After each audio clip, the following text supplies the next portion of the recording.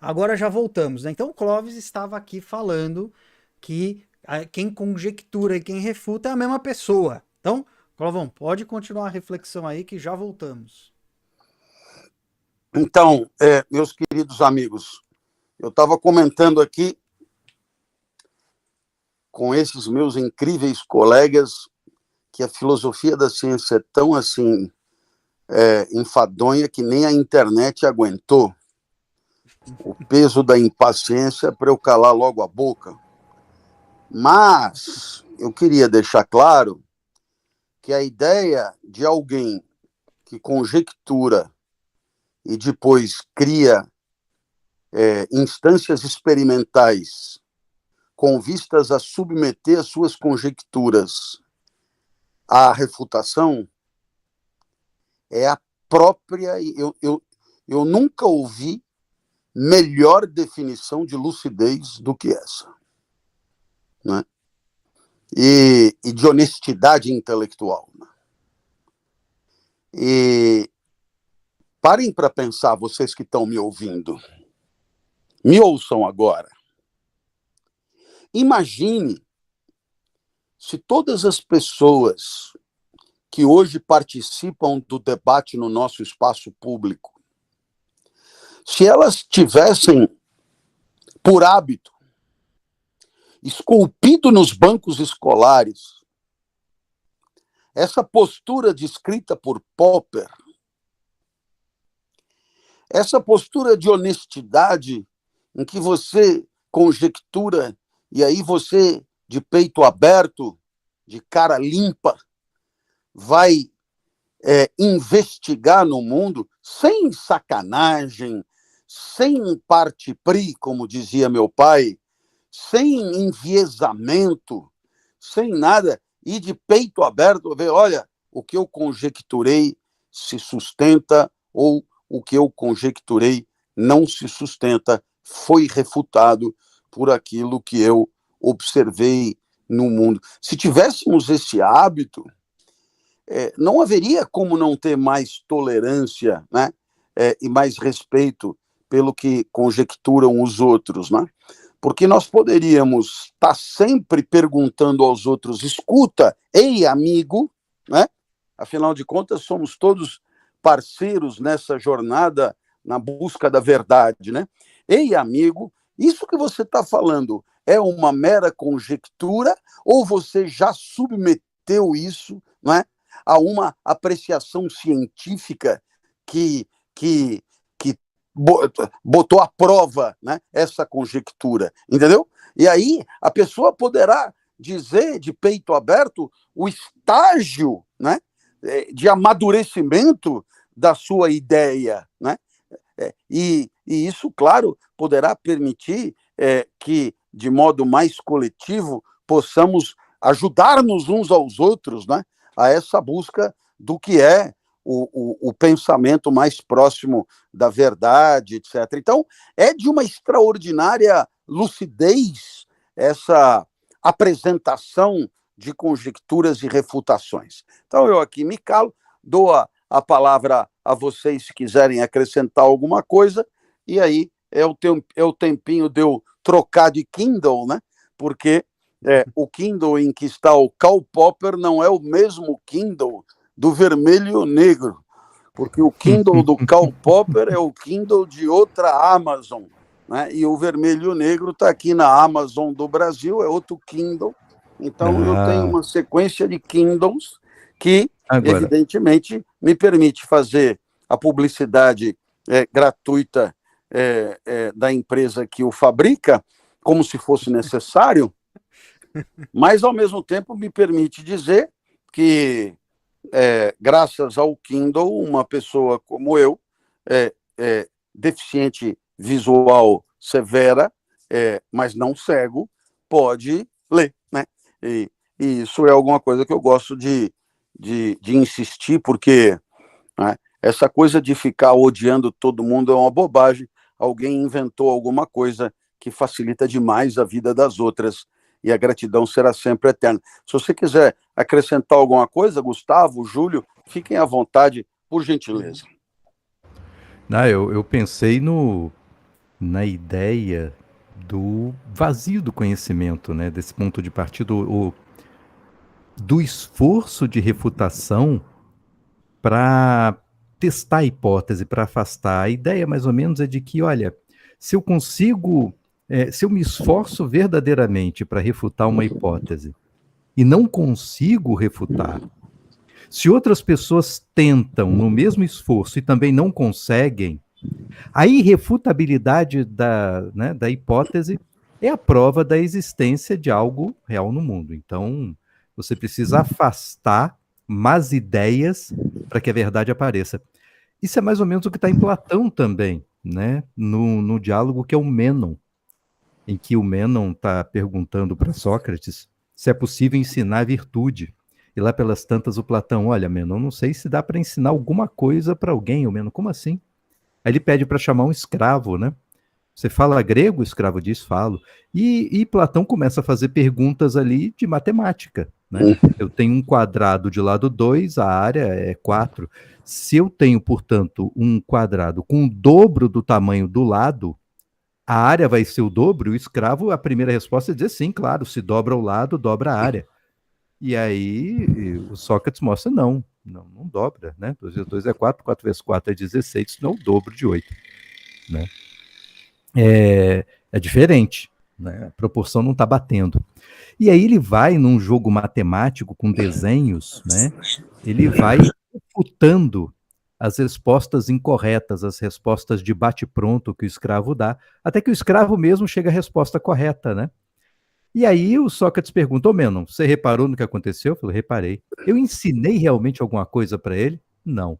Eu só afastei conhecimentos que o impediam de perceber a verdade que ele já sabia, né? Se pensar nas ciências naturais, a verdade que é um dado material concreto do mundo que já está aí. Agora, quando a gente fala das humanidades, né? Quando a gente fala dessa área do conhecimento que não tem juízo de fato, tem juízo de valor, tipo política, né? Que não tem um certo e um errado, tem um adequado e inadequado, tem o que a gente gosta e o que a gente não gosta, tem o que a gente deseja e o que a gente não deseja. Aí nesse campo é mais difícil ainda, porque é mais raro você encontrar alguém com esforço para refutar alguma coisa, porque o que muita gente quer é fazer uma petição de princípio, defender um libelo. Eu acho que o mundo é assim, e se todo mundo aplaudir o mundo que eu acho que tem que ser, se todo mundo aplaudir a minha ideia, que legal, eu sou um cara, eu fico aí por cima da galera, isso é prestígio, isso é poder, isso é consagração. E se alguém diz o contrário do que eu penso, eu passo a odiar essa pessoa porque ela está afetando a minha posição social, né? Agora, eu acho que aí o vazio vale do mesmo jeito, né? É preciso a gente tirar da cabeça os critérios que nos enviesam para a análise, né? Na esperança de que a gente possa meio que se render às evidências de alguma coisa, né? Pois é, eu acho que é isso que ele é interessante ele dizer, quer dizer, é científico aquilo que dá para dizer que é falso, né? Então, mostra que a ciência não é o lugar da verdade, né? Mas é o lugar da busca. É o que dá para dizer que é falso, quer dizer, eu alguns exemplos de comentadores de Karl Popper são muito consagrados, né? E um desses exemplos é o próprio discurso da astrologia, né? Ele não é falseável, sempre dá certo, né? Um outro exemplo que me ocorreu refletir a respeito, né? É o exemplo da própria luta de classe, né? Quer dizer, se o cara joga do lado do patrão, ele é um alienado. Se ele joga do lado da classe, ele está metido na luta de classe, e a luta de classe é o motor da história, e a luta de classe, ou seja, tem explicação para tudo, né? seja lá o que acontecer, eu vou encontrar uma saída, né, para dizer por que aquilo está acontecendo daquele jeito, né? Então, se porventura a superestrutura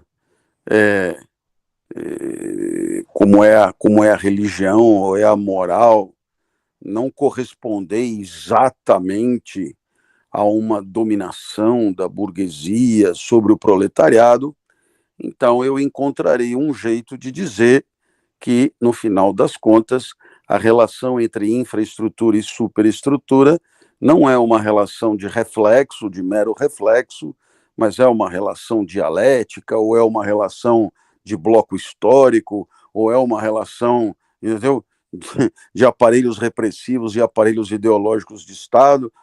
Ou seja, eu encontrarei invariavelmente um jeito de dizer que aquilo que eu observei é coerente com a hipótese que eu conjecturei.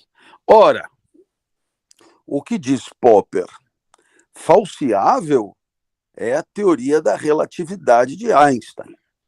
Essa é falseável, né? Quer dizer, não tem outra. Se eu encontrar um caso que desminta, furou tudo. Então, ele deixa muito claro, né, a visão muito restrita que ele tem sobre ciência, né?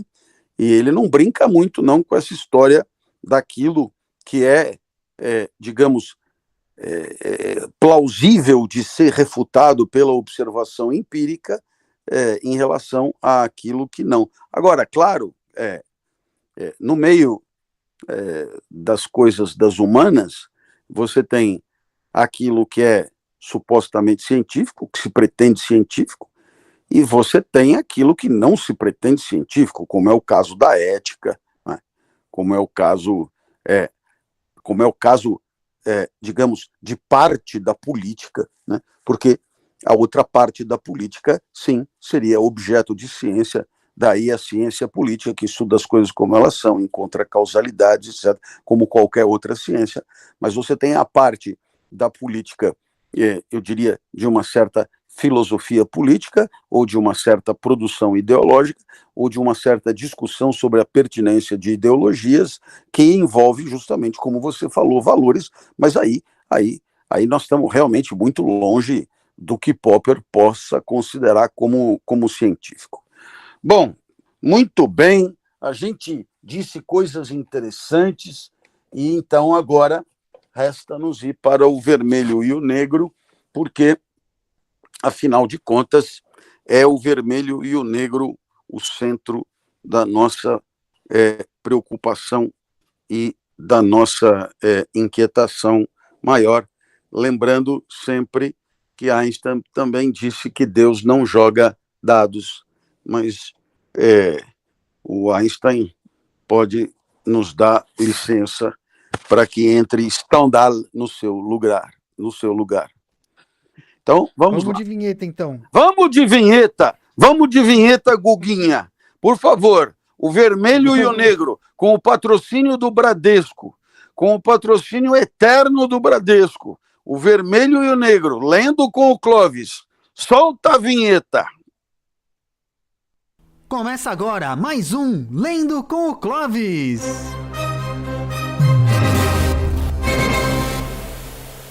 Aí, vamos lá, Clovão. Ei, você! Nossa, quando eu estudava jornalismo, chegava em casa na rua Tatuí, e ainda com meu pai e minha mãe, ia para o meu quarto, ligava o rádio, e no rádio naquela época tinha Cidade FM, tinha Manchete FM.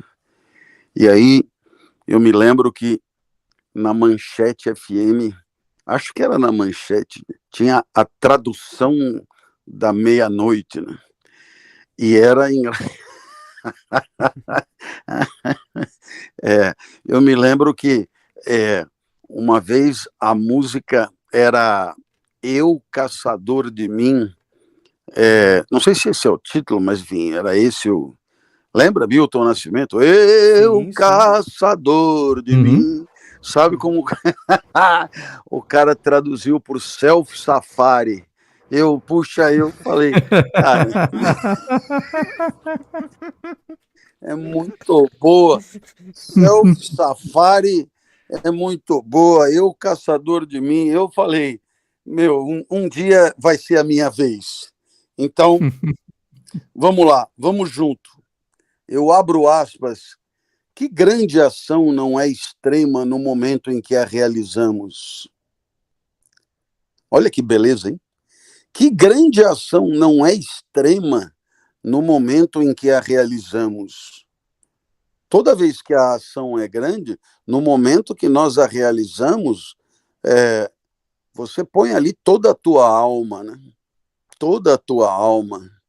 Não tem como você ter uma grande ação onde o agente está ali meia boca, está morno, está frouxo, está esgarçado, está desvinculado.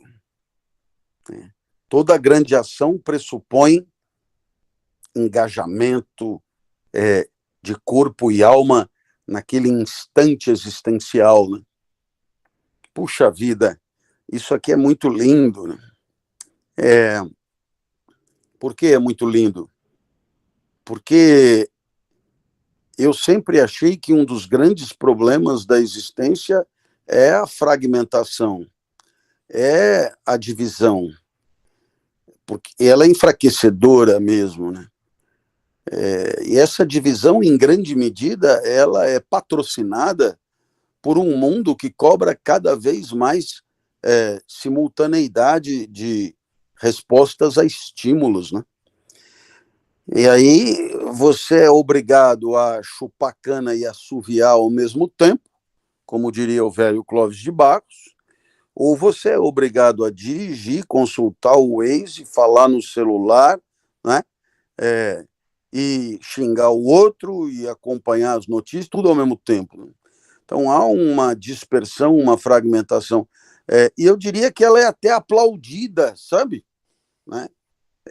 Você dá conta de várias atividades ao mesmo tempo é merecedor de aplauso, né?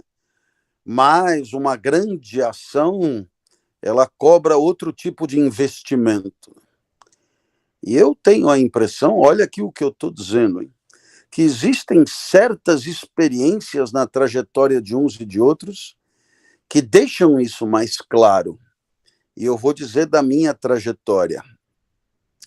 Na minha trajetória, o momento de maior engajamento de corpo e alma que eu tinha, né, eu diria, eram dois. Né? Um deles era a prova na escola, né? Onde eu estava 200% concernido naquilo. Eu dava sempre tudo que eu tinha eu era o último a entregar a prova, eu era, sabe, eu punha a vida na prova. Punha a vida, não tinha essa. Porque eu sabia que se depois eu tivesse podido responder corretamente e eu não respondi por comodidade, vagabundagem, preguiça, eu tinha vontade de meter a cabeça contra a parede. Então eu já dava tudo o que eu tinha. E a outra experiência, aqui eu queria chamar a atenção de vocês, é a esportiva. Tá? Eu não gosto de falar muito a respeito, mas em algum momento da minha vida eu participei de competições de natação. Eu era um nadador medíocre, no que diz respeito à comparação com os outros, que é em que consiste toda a competição, né? Eu era um nadador medíocre, mas eu não era nada medíocre no que diz respeito ao meu esforço perante as minhas limitações. Então eu entrava na piscina e eu saía da piscina extenuado. Teve uma vez, eu até aproveito para contar essa história, Júlio e Gustavo, eu já era velho, eu acho que era categoria 35, era competição de Masters. Estão me acompanhando ou não? Uhum. Competição de Masters. Né?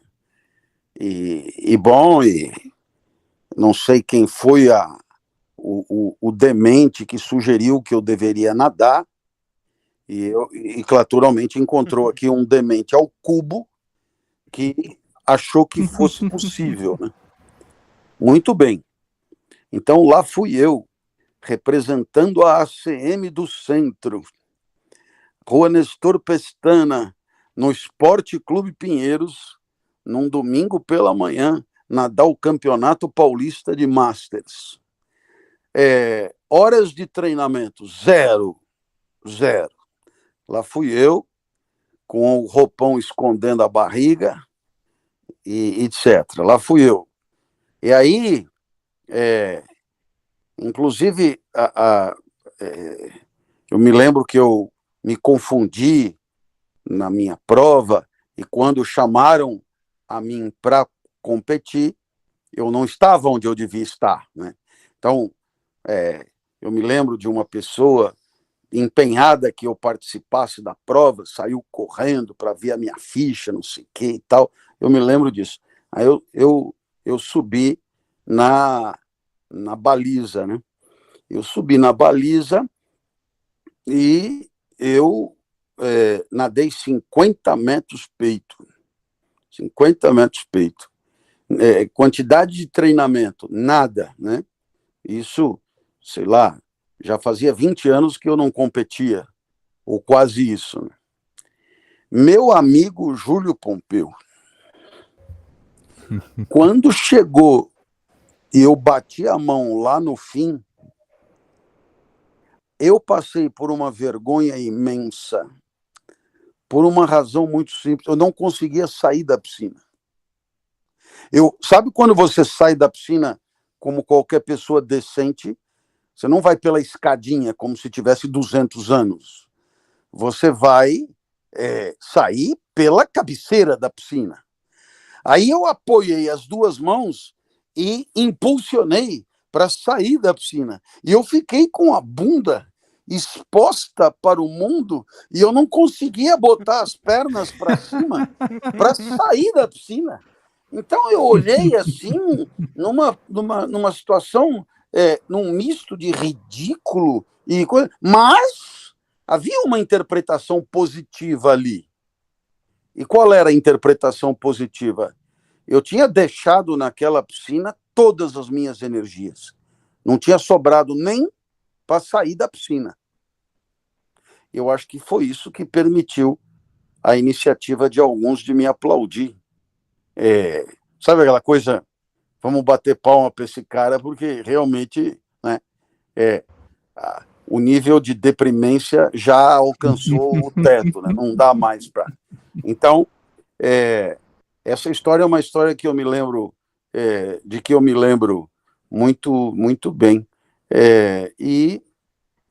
Eu me lembro que nesse Campeonato Paulista de Masters, embora essa história seja ridícula, eu fiquei em segundo lugar, sem nunca ter treinado por 20 anos, mas depois disso, nunca mais eu repeti a dose, né? Porque, digamos,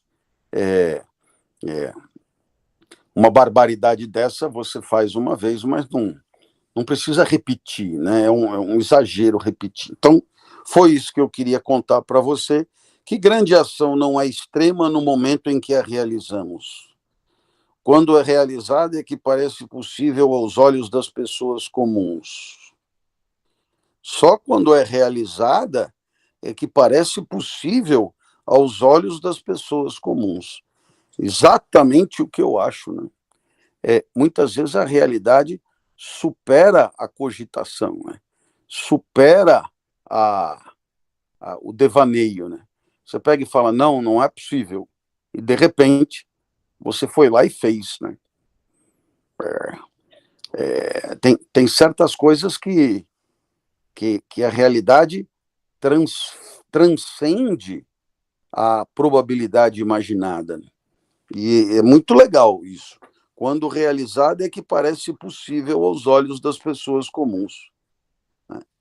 E, naturalmente, aqui, Stendhal já estabelece uma categoria, né? pessoas comuns e pessoas que realizam grandes coisas, né? Pessoas que realizam grandes ações, né? O amor com todos os meus milagres irá reinar em meu coração. Eu vou repetir porque eu li tudo errado. O amor com todos os seus milagres irá reinar em meu coração. Sinto isso pelo fogo que me anima. É um favor que o céu me devia. Ele não acumulou em vão sobre um único ser todas as vantagens. Minha felicidade será digna de mim. Nenhum de meus dias se assemelhará monotonamente ao anterior.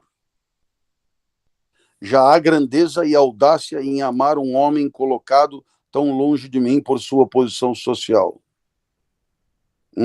Vejamos.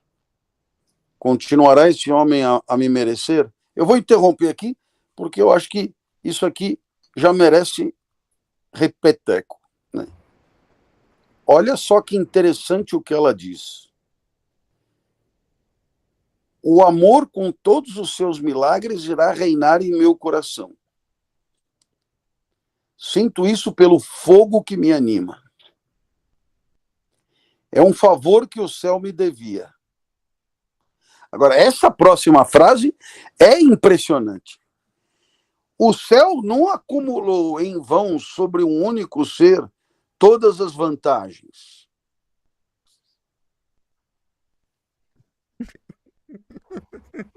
Não, é muito legal. Porque É um misto de arrogância e otimismo, né? o otimismo deixa pra lá. Eu nunca vi ninguém assim, a não ser tirando sarro. Agora,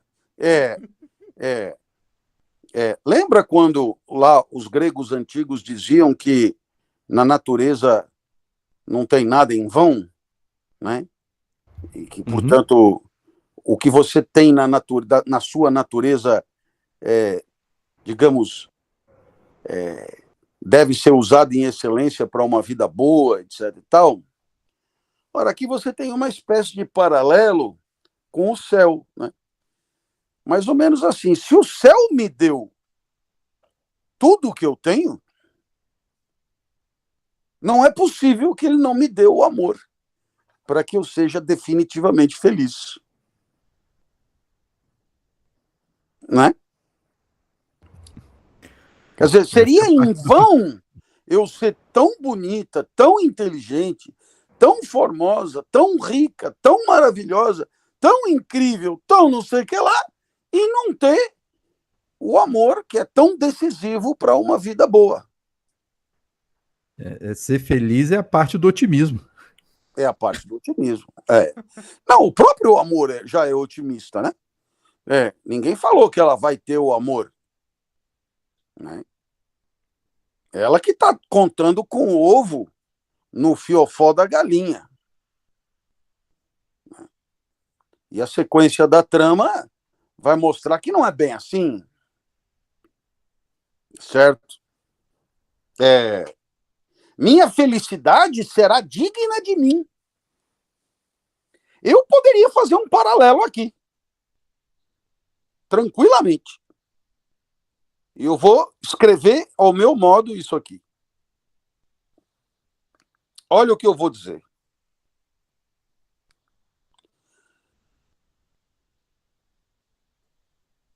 O céu não acumulou em vão sobre o único ser todas as fragilidades, mazelas, angústias, agruras, pequenezas, burrices, estupidezes e cretinices.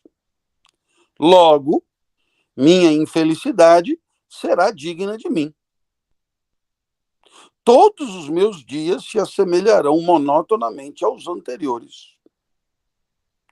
Já a pequenez e mediocridade em não amar ninguém, e assim vamos, entendeu? Você simplesmente inverte e começa a fazer muito mais sentido, né? Mas essa mulher, ela realmente se achava. Então, o céu não acumulou em vão sobre um único ser todas as vantagens. Minha felicidade será digna de mim. Gustavo Dainese, o céu acumulou sobre você todas as vantagens? Olha, o céu é muito criativo para acumular desgraças na minha frente. Júlio Pompeu, o céu acumulou em você todas as vantagens? O que eu tenho de notório acúmulo são de células adiposas com complexos de Golgi inchados. Não tem, junto com células adiposas, não tem contas a pagar? Oh! Opa! Porque essa mulher também, ela arrota riqueza, né? Riqueza, beleza, cintura fina, gostosura, glúteos avantajados, mamas foste-tu. Sabe mamas foste-tu? Aquelas empinadas assim que apontam para você, foste-tu, né? Ela acumula tudo. Então, a felicidade é digna dela. Se for olhar, nossa, né?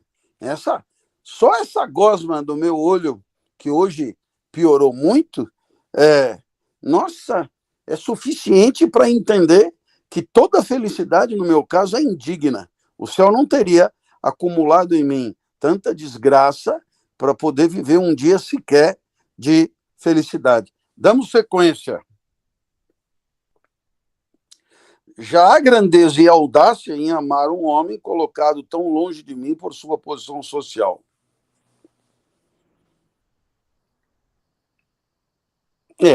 Ela acha isso, que é super grandioso, né? Vejamos. Ainda é humilde. Continuará esse homem a me merecer? Gustavo, tá aí? Tô. Continuará esse homem a me merecer? Quer dizer, vai ter que fazer por... Né? Não, ele tem que continuar esquisito. Na verdade, vamos falar o que é.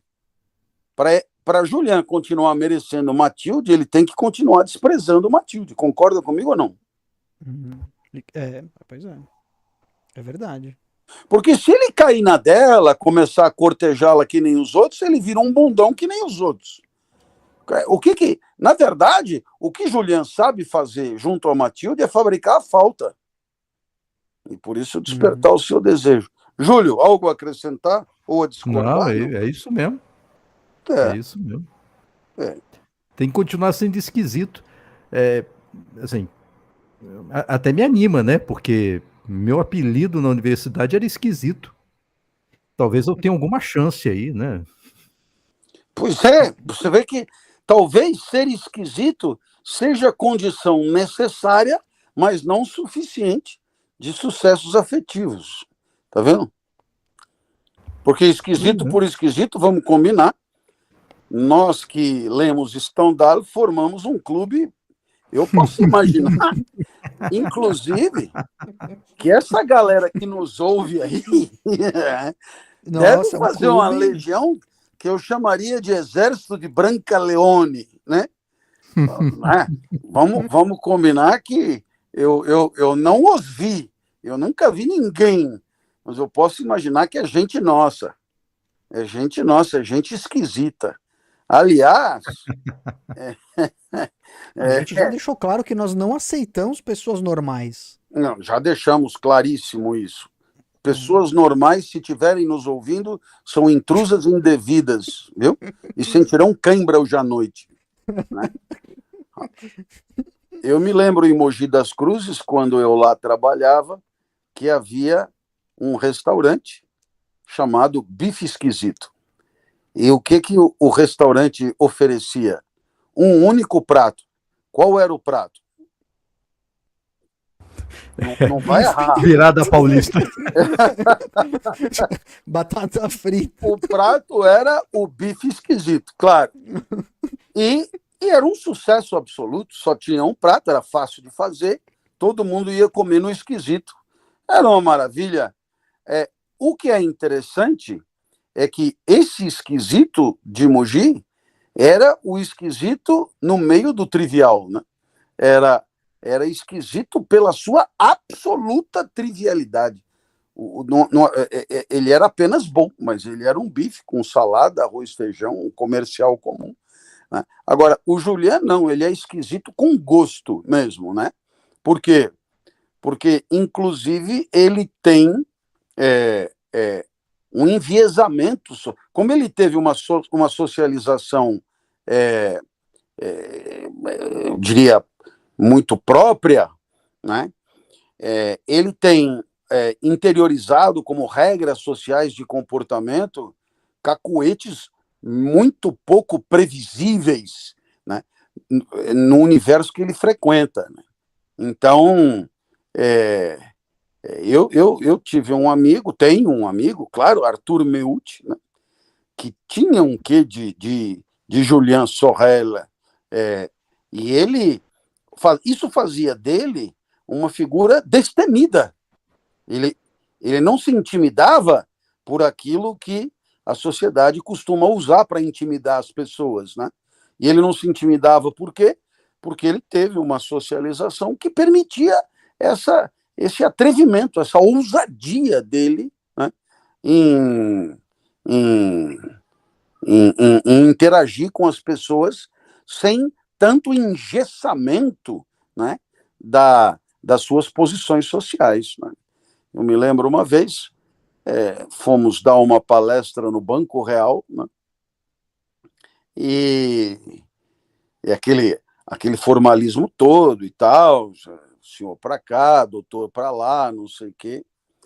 E o CEO do Banco Real, na época, contou uma piadinha e o Arthur, ele acho que estava distraído e não ouviu a piada no momento, e depois ele recuperou a piada, tipo 40 segundos depois, o que foi suficiente para um deslocamento imenso no tempo.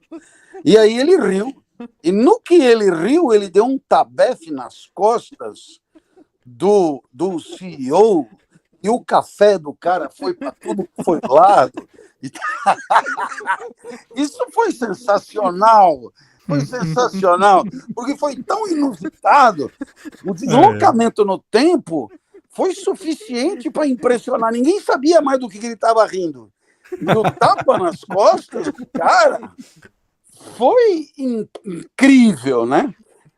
Outra curiosidade dele foi quando grande Arthur, que como faz falta um Arthur Meucci no cotidiano da gente.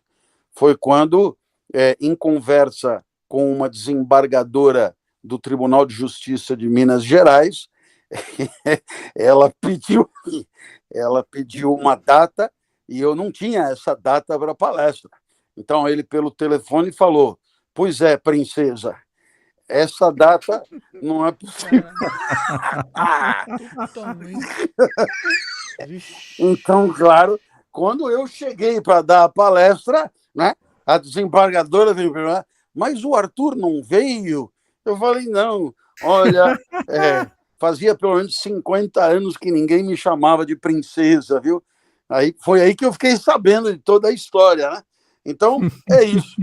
Julian Sorel, ele tem um quê de Arthur Meucci eu diria, nessa postura diagonal que ele tinha em relação às expectativas, né? Continuará este homem a me merecer? Ao primeiro sinal de fraqueza que encontrar nele, eu o abandonarei. Aí, entendeu? Quer dizer, qual é o segredo do sucesso daquele amor? É o desprezo. Porque se ele deixar de desprezá-la, ela tomará por fraqueza. E o encantamento desaparecerá. Portanto, a única carta na manga que Julian tinha, sabendo ou não disso, era empinar o nariz e não baixar a guarda um segundo, né? Quem gosta de mim é você, e não eu de você. Muito bem. Uma jovem da minha estirpe, com o caráter cavalheiresco que me atribuem. Ora, bolas. Era uma frase de seu pai. Uma jovem da minha estirpe, com o caráter cavalheiresco que me atribuem, não deve se portar como uma tola. E não seria o papel de tola que eu desempenharia se amasse o Marquês de Croisnois, reproduzindo a felicidade de minhas primas, que desprezo completamente. Aliás, como é uma pergunta, nós vamos reler a frase. E não ia ser o papel de tola que eu desempenharia se amasse o Marquês de Croisnois, reproduzindo a felicidade das minhas primas, que desprezo completamente? Ponto de interrogação. Sei de antemão tudo o que me diria o pobre Marquês, tudo o que eu lhe responderia. Um amor que faz bocejar. Um amor que faz bocejar. Nunca, nunca. Ora, mais vale ser uma beata. Eu teria uma cerimônia de assinatura de contrato como a de minha prima mais moça, com meus avós se comovendo caso não ficassem aborrecidos por causa de uma última cláusula acrescentada na véspera pelo tabelião da parte contrária. Quer dizer, no caso dela contrair núpcias com o Croisnois. E aqui acabou o capítulo 11. Queridos,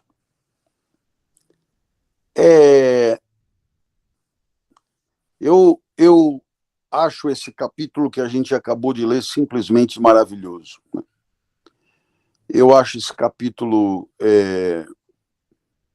interessantíssimo, porque no final das contas, Matilde é uma mulher entediada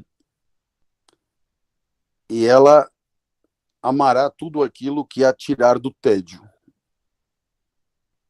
tudo aquilo que a fizer viver o inesperado, o aventureiro, o grandioso, a guerra, a pena de morte, a grande ação.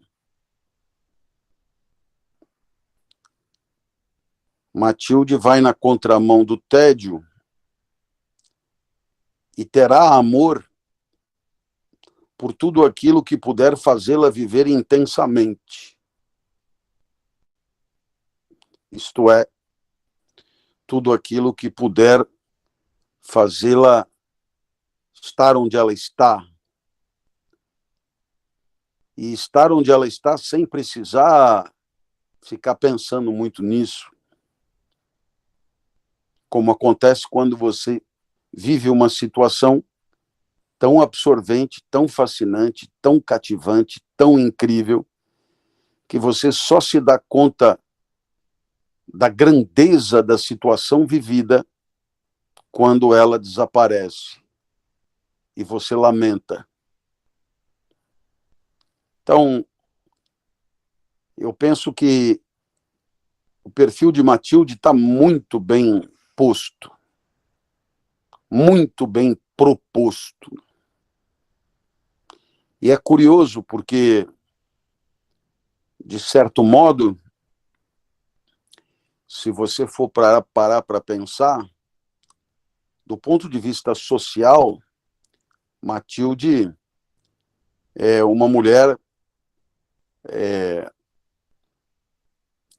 digamos, de Paris, das cortes parisienses, uma mulher do centro do mundo, da capital, enquanto Madame de Renal é uma mulher da província, é uma mulher do interior, é uma mulher com uma visão de mundo muito mais limitada do ponto de vista, eu diria, de abrangência de perspectivas e até de expectativa de experiências, etc, etc.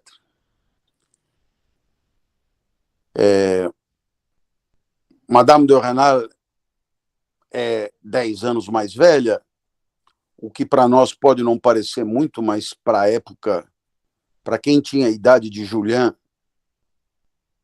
esses 10 anos são um oceano gigantesco que a separa. E Madame de Renal é uma mulher casada, já com filhos. E Matilde é uma mulher descompromissada. Cada vez que a gente avançar nessa obra, a gente vai se deparar com essas 3 personagens centrais: Julien, Madame de Renal e Mathilde de la Mole. Mathilde e Madame de Renal parecem ter um ponto em comum. E esse ponto em comum é o espírito do tempo, né? É o tédio, é uma vida que não satisfaz, é uma pobreza existencial, é um rastejamento, né? É um desconforto eu diria, pela frivolidade, né, das experiências do mundo, né? Pela falta de relevância das ocorrências da vida. E por razões diferentes, Julian permitiu a essas 2 damas um vislumbre de uma nova vida. E o vislumbre dessa nova vida estava afetivamente fundado no amor por ele. Então, esse é o cenário que nós temos nesse momento. A gente, a partir de segunda, começa a ler o capítulo 12. Essa semana foi uma semana maiúscula do nosso programa, porque nós tivemos o retorno do Gustavo já pai não tão fresco, e nós tivemos o Júlio agora aqui papeando e dialogando comigo e me ajudando a enriquecer essa leitura.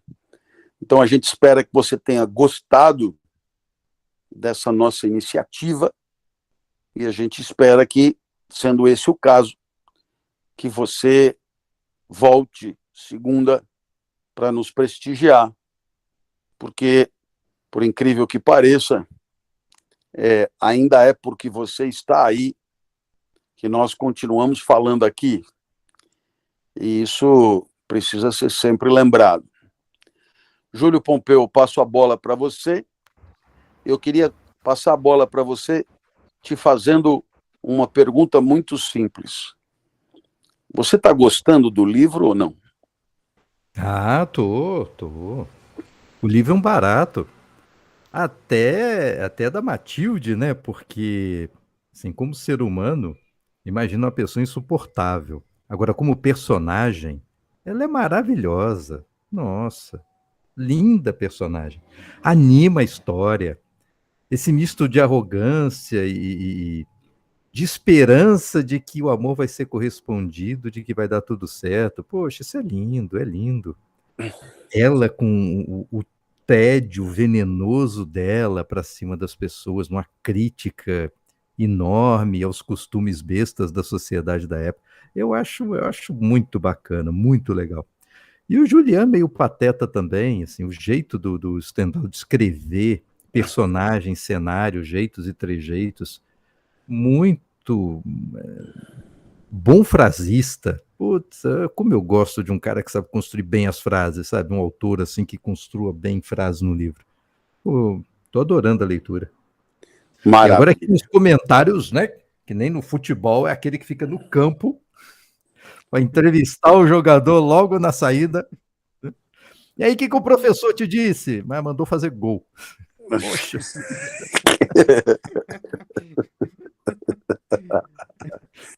Eu lembrei do isso. Ronaldo, né? Quando o Brasil Ó, perde para a França, né? Na final da Copa do Mundo e tal, e monta uma CPI, né? É, Aí chamaram o Ronaldo Fenômeno para depor na CPI. Acho que Teve foi uma um CPI, momento é? de genialidade da vida dele, que um deputado, que eu não lembro quem foi, perguntou: eu vou ser direto. Por que o Brasil perdeu para a França? E Ronaldo, porque a França fez mais gol. Eles marcaram a gente não, mano. É por é, isso. é, é incrível que Isso, nós tenhamos usado o tempo do parlamento para uma cena dessa, não? nossa, ainda bem que Ah, eu era jovem demais para acompanhar esse tipo de palhaçada. Que coisa Senão, ridícula, cara. senão meus cabelos teriam embranquecido uns 5 anos Que antes. coisa ridícula, velho. Cara, eu não lembrava disso, não, mas agora lembrei. não é? Que coisa ridícula. Esse é para inaugurar o sextar, né? Porque depois dessa já tá todo mundo estourando as rolhas, né? Então, nós vamos dar toda sexta-feira agora uma dica culinária. Ah, É, então, eu vou, em homenagem ao Bruno Reis, eu vou sugerir que todos compareçam à cozinha. Haverá de haver 5 ovos na geladeira. Separem a gema da clara. Com a clara, amanhã façam um pudim de clara. Não é muito difícil, é só pôr açúcar. Agora, com a gema, você faça uma gemada com as seguintes características. Você bata essa gemada com, presta atenção, com muito açúcar, claro, com chocolate amargo e ponha junto um cálice de vinho do Porto. Aí que é o bicho, hein? Hein? E Aí que é o agora, bicho.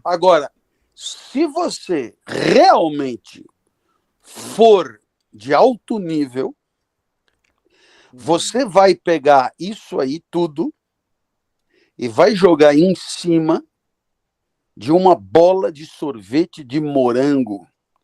Mas sorvete de morango com leite, entendeu?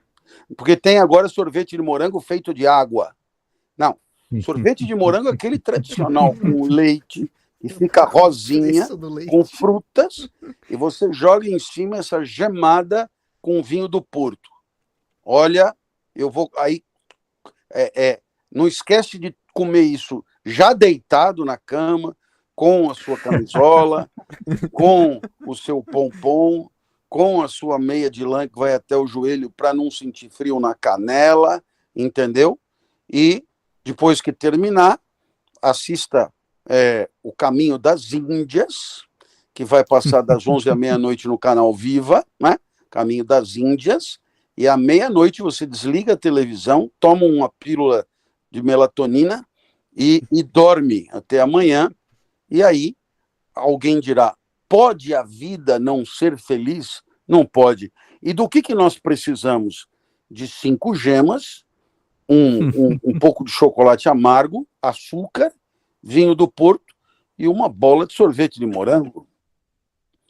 Não é muito. De onde o senhor tirou essa receita? Tirei esta receita da minha experiência de vida como criança, da minha mãe que me preparava gemada pelo menos 2 vezes por semana, porque eu era muito franzino e eu tinha que crescer forte e robusto. Vamos inaugurar agora o Cozinhando com Clóvis. Mas serão sempre sugestões inusitadas. E só às sextas-feiras. Na próxima sexta-feira, eu ensinarei a fazer miolos de carneiro com redução de laranja. Olha. Muito, Tá bom. muito peculiar, hein? Ai, Vou tentar servir para o Sócrates daqui a um ano. A cara do Gustavo de desagrado foi impagável. é por causa da laranja. É a laranja que costuma me dar uma acidez no estômago. Ah, então faz redução de jabuticaba. Pronto. Se você não quiser fazer a redução, compra uma geleia de jabuticaba e joga em Pronto. cima do miolo. Miolo é o cérebro mesmo, viu? Claro. Miolo é o cérebro, não vá se equivocar. Compra cérebro de carneiro, pede no seu açougueiro de confiança, né? Compre cérebro. Como é o nome do meu? Bruno, aí por ó, Bruno fala que cérebro é de 2h20 carneiro, da compre, né? madrugada lá. Prepare, Bruno, pode nessa altura, preparar já com acha que já alho, dormiu. pode preparar bem feito a coisa, e no final, geleia de jabuticaba. Quem não é brasileiro não sabe o que é geleia de jabuticaba, porque existe uma lenda que jabuticaba só existe no Brasil. É verdade isso ou não? Não faço Não, ideia, não. mas Tem em outros é... cantos também. Tem em outros cantos? Tem. Mas não tem Inclusive, uma piada que jabuticaba e não sei o Sim, que só tem aqui? é lenda. é. Outro É também é lenda, lenda é urbana. lenda. Então, é geleia de jabuticaba mesmo. Você que está nos acompanhando em Kiev, procure jabuticaba aí, faça você mesmo a geleia. Entendeu? E aí você, para sexta-feira que vem, deixa separado, deixa descansando, que é chique dizer isso, deixa descansando, porque nós vamos ensinar a fazer um miolo de carneiro com geleia de jabuticaba. Fiquem bem, queridos. Um beijo grande, bom final Valeu. de semana. Gustavo, dá um Falou. beijo no Valeu. Sócrates. Júlio, um beijo no Davi, em especial porque o Davi é um menino de ouro, viu? Eu aviso a todos, Davi é o filho mais velho do Júlio e que eu conheço desde que ele não era velho ainda, né? E eu me lembro dele ter vindo em casa e havia uma bola de basquete, era uma coisa assim, e que ele ficou muito feliz de estar ali, e eu fiquei muito feliz de tê-lo feito feliz. Por isso, essa imagem nunca mais sairá da minha memória. Fiquem bem. Beijo grande. Oh, Valeu, valeu, gente. Cláudio. Falou. Valeu, Vamos de cara. vinheta, então. A vinheta de saída, ela é teimosa, ela não vai. Mas então não tem vinheta, tem risada. A vinheta de saída hoje é risada, porque a vinheta mesmo não Esse entrou. foi Tem o vinheta de Aprendo risada aí? com o Clóvis. Tem. Agora entrou. Olha, eu não sei que a vinheta da saída tem contra mim, mas ela gosta de me trollar. Mas enfim, tudo bem. Então, Júlio, temos um podcast novo, Filô, hoje. Qual que é a frequência? Acho que acabamos não Toda falando. semana, toda terça-feira sai um episódio novo, tem 2 no ar. Terça-feira que vem, o próximo episódio, falando de Pitágoras. Vamos lá, gente, não vamos perder. E gravo hoje ainda. Olha, isso aqui Eu é gravo, sexta-feira. porque tem Olha, todo um trabalho profissional de edição que eu mesmo faço. Claro, no fim de semana, porque Eu fiz profissionais um de curso verdade vendo só vídeo no trabalham no fim de YouTube, semana. né?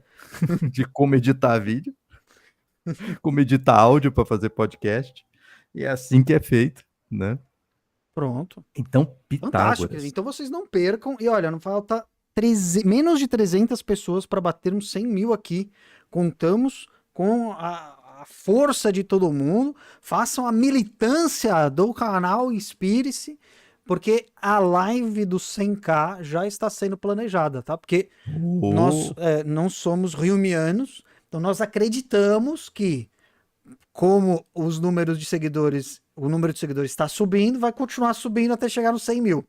Né? O que pode ser um erro metodológico, pode ser uma postura anticientífica, né? Uma postura assim esotérica, mas nós acreditamos. E vamos que vamos. E até segunda-feira, então. Segunda nós nos vemos, porque é a Semana da Criança.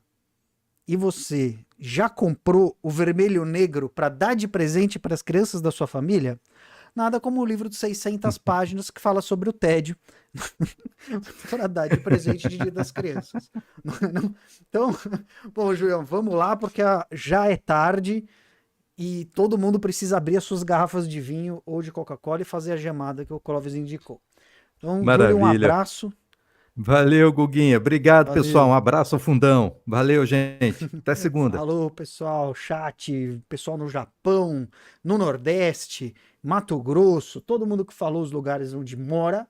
Parabéns, parabéns, porque vocês escolheram melhor do que eu, que não escolhi, que nasci em São Paulo. Então tá bom? Um abraço, falou!